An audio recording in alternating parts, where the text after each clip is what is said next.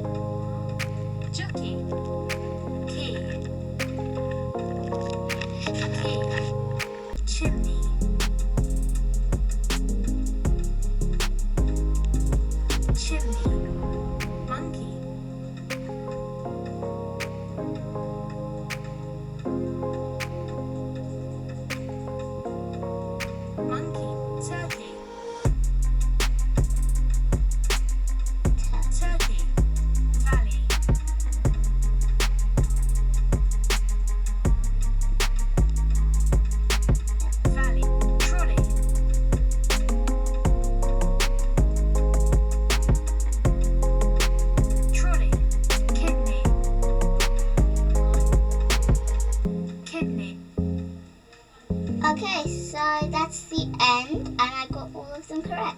Very fun.